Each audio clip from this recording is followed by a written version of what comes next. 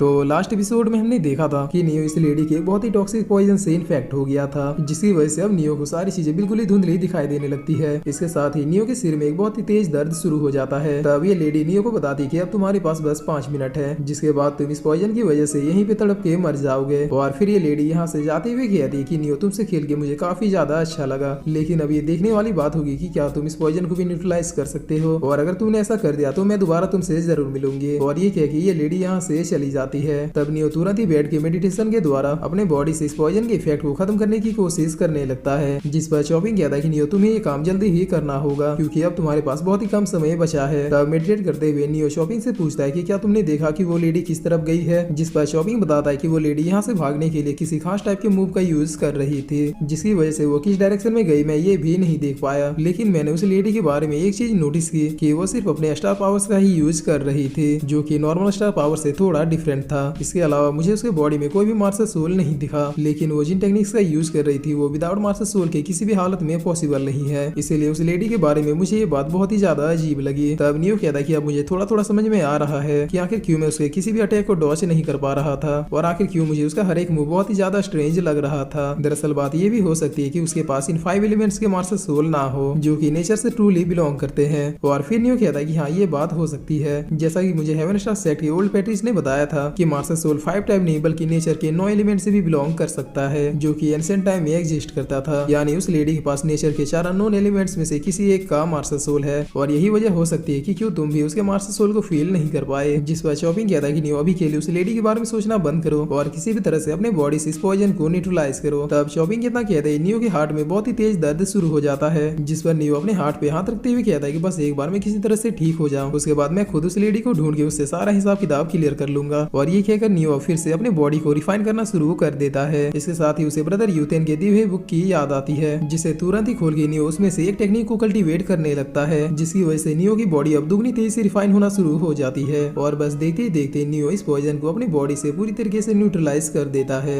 जिसके बाद neo rest करते हुए कहता है कि फाइनली मैंने ये कर ही लिया। और अब तभी नियो की बॉडी में कुछ और भी होने लगता है, जिसे देखकर नियो थोड़ा शौक होते हुए कहता है कि चॉपिंग ये क्या है। तब चॉपिंग बहुत ही ज्यादा खुश होते हुए कहता है कि कांग्रेचुलेशन नियो, तुमने अपने एंशिएंट गॉड बॉडी का एक और मार्शल सोल अवेक कर लिया, जो कि एक प्लांट टाइप मार्शल सोल है। जिसके बाद अब सीन चेंज होता है और हम देखते हैं कि ये लोग फिर से अपने सामान को मार्केट में बेचने के लिए आए थे, ताकि इन्हें स्टार पवेलियन को देने के लिए एक अच्छा खासा अमाउंट मिल जाए। और अब यहाँ पे भी नियो उसी लेडी के बारे में सोच रहा था, क्योंकि ये पहली बार था जब नियो किसी को डिफीट नहीं कर पाया था। और फिर नियो अपने नए मार्शल सोल के बारे में सोचते हुए चॉपिंग से पूछता है कि क्या तुम मुझे इसके बारे में कुछ बता सकते हो कि आखिर इस मार्शल सोल का यूज किया और इसकी पावर्स क्या है। तब चॉपिंग बताता है कि ये मार्शल सोल भी नेचर के 5 एलिमेंट से ही बिलोंग करता है। इसके बावजूद भी ये मार्शल सोल बहुत ही ज्यादा रेयर है, क्योंकि अब इस प्लांट टाइम मार्शल सोल की वजह से अब आपको इस वर्ल्ड के किसी भी पॉइजन से डरने की जरूरत नहीं है, क्योंकि इस मार्शल सोल का नाम ग्रीन सिल्वर है, जो कि अर्थ और हेवन का एक बहुत ही रेयर हर्ब है। और इसकी खासियत ये है कि इस वर्ल्ड में मौजूद किसी भी पॉइजन का एंटीडोट बना सकती है। इसीलिए बुरी तरीके से इन्फेक्ट हुए बीस्ट भी इस हर्ब का यूज करते हैं। लेकिन चूंकि ये हर्ब भी बहुत ही ज्यादा रेयर है, इसीलिए आपको ये मार्शल सोल भी छिपा के रखना होगा। मगर मैं इस बात से बहुत ही ज्यादा खुश हूँ कि अब आप फायर, वाटर और पॉइजन से पूरी तरीके से इम्यून हो चुके हैं। जिस पर अब नियो भी बहुत ही ज्यादा खुश होते हुए कहता है कि चलो मैंने अपने थर्ड मार्शल सोल को अवेक कर ही लिया। और फिर नियो अपने आप से कहता है कि चलो अब वो लेडी अगर दोबारा मेरे सामने आई तो फिर ये उसका पॉइजन वाला ट्रिक अब मेरे सामने काम नहीं आएगा। और इसके साथ ही मुझे उस लेडी के बारे में ऐसा क्यों फील हुआ जैसे कि उसके और स्टार पवेलियन के बीच में कोई ना कोई कनेक्शन जरूर है। छोड़ो, जब आज मैं स्टार पवेलियन जाऊंगा तब मैं सारी चीजें बिल्कुल अच्छे से पता कर लूंगा।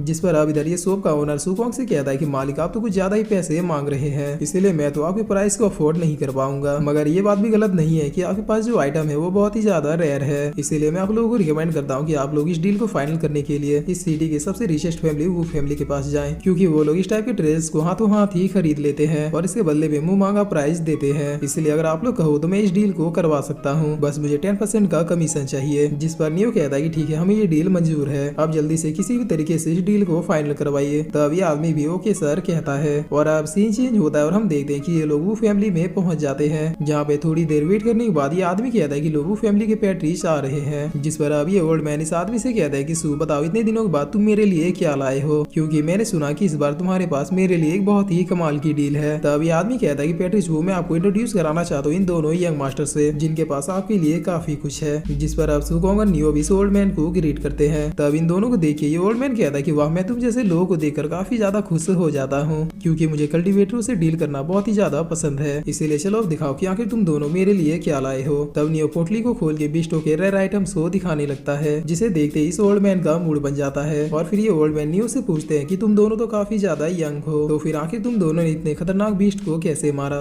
जिस पर नियो कहता है कि मास्टर वो आपको टेंशन लेने की जरूरत नहीं है, ये स्केलेटन और बोन्स चुराए हुए नहीं है, क्योंकि हम लोगों ने खुद इस बीस्ट को अपने हाथों से मारा है। तब ये सुनते इस आदमी की नजर नियो के बैच के ऊपर जाती है, जिसे देखते ही ये ओल्ड मैन बहुत ही ज्यादा शौक होते हुए अपने मन में कहता है कि मुझे यकीन नहीं हो रहा कि इस लड़की की लेवल से मेरी ही जितनी है, यानी वाकई में इस बीस्ट को इस लड़के ने अपने हाथों से ही मारा है। मगर कोई इतने कम एज में इतना ज्यादा पावरफुल कैसे हो सकता है, क्योंकि मुझे इस लेवल को अचीव करने में पूरी जिंदगी लग गई। और फिर ये ओल्ड मैन इन बोन्स को देखते हुए कहता है कि मुझे इन सारे बोन्स की जरूरत है, क्योंकि मेरे डॉटर और सन के कल्टीवेशन को बढ़ाने के लिए बोन्स बहुत ही ज्यादा जरूरी है। लेकिन मैं यहाँ पे क्लियर करना चाहता हूँ कि हम लोग किसी भी टाइप के इलीगल काम को नहीं करते, इसीलिए बाद में इन बोन्स की वजह से वो फैमिली को कोई भी परेशानी नहीं होनी चाहिए। तब सुकोंग कहता है कि आपको टेंशन लेने की जरूरत नहीं है, आप बेफिक्र होकर इस डील को हमारे साथ कर सकते हैं, क्योंकि मेरे लॉर्ड हेवन स्टार सेक्ट के डिसाइपल हैं और आपको हेवन स्टार सेक्ट के रेपुटेशन के बारे में तो पता ही होगा। जिसे सुनते ये ओल्ड मैन कहते हैं कि क्या ये लड़का हेवन स्टार सेक्ट से बिलोंग करता है। अच्छा, अब मुझे समझ आया कि आखिर क्यों ये लड़का इतने यंग एज में ही इतना ज्यादा पावरफुल है। चलो ठीक है, बिना किसी देरी के मैं इस डील को फाइनल करता हूँ। और फिर ये ओल्ड मैन नियो का हाथ पकड़ के इसे अपने पैलेस की ओर ले जाते हुए कहते हैं कि तुमने पहले क्यों नहीं बताया कि तुम हेवन स्टार सेक्ट के डिसाइपल हो। तब इधर ये सब देखे इस आदमी और सुकोंग को कुछ भी समझ में नहीं आता है कि आखिर अचानक से इस ओल्ड मैन को क्या हो गया। जिस पर इधर ये ओल्ड मैन नियो को अपने साथ ले जाते हुए कहते हैं कि मैं पिछले 10 सालों से ट्राई कर रहा हूँ अपने बच्चों को हेवन स्टार सेक्ट में ज्वाइन करवाने की, लेकिन अफसोस वो हर बार रिजेक्ट हो जाते हैं। इसलिए प्लीज मेरे नालायक बच्चों को कुछ टिप्स दे दो ताकि वो भी किसी तरह से हेवन स्टार सेक्ट में ज्वाइन हो सके। तब नियो कहता है कि लेकिन मुझे ये डील करके कहीं पे जल्दी जाना है। जिस पर ये आदमी कहता है कि डील तो हो चुकी है, तुम्हें जितने पैसे चाहिए मैं उसका डबल देने को भी रेडी हूँ, लेकिन प्लीज मेरे बच्चों को भी कुछ सिखा दो, वरना वो नालायक कभी भी किसी अच्छे सेक्ट को ज्वाइन नहीं कर पाएंगे। और इतना कह के ये ओल्ड मैन इन तीनों को अपने पैलेस में ले आते हैं और यहाँ पे ये ओल्ड मैन नियो की बहुत ही अच्छे से खातिरदारी करने लगते हैं। जिस पर तभी यहाँ पे वो फैमिली के सारे बच्चे आ जाते हैं, जो बच्चे तो बिल्कुल भी नहीं थे। और फिर ये लोग नियो को बहुत रिस्पेक्टली ग्रीट करते हैं। तब ये सब देखे नियो कहता है कि मास्टर वो मैं तो यहाँ पे बस एक डील को करने आया था और आपके कहने पे मैं आपके बच्चों को भी कुछ टिप्स देने के लिए रेडी हो गया, तो फिर आप भला मुझे किसी वीआईपी गेस्ट की तरह ट्रीट करते हुए डिनर क्यों करवा रहे हैं, क्योंकि मैं भी जल्दी से ये सब कुछ खत्म करके यहाँ से निकलना चाहता हूँ। जिस पर ये ओल्ड मैन बहुत ही ज्यादा खुश होते हुए अपने आप से ही कहते हैं कि पहली बार हेवन स्टार सेक्ट का कोई इतना टैलेंटेड डिसाइबल हमारे फैमिली में आया है, इसीलिए इसे तो मैं किसी भी हालत में 5 दिन से पहले जाने नहीं दूंगा और इसे यहीं पे रख के इसकी खातिरदारी करते हुए अपने बच्चों को ट्रेन करने के लिए कहूंगा, जिसके बाद मेरे बच्चे भी हेवन स्टार सेक्ट को बहुत ही आसानी से ज्वाइन कर लेंगे।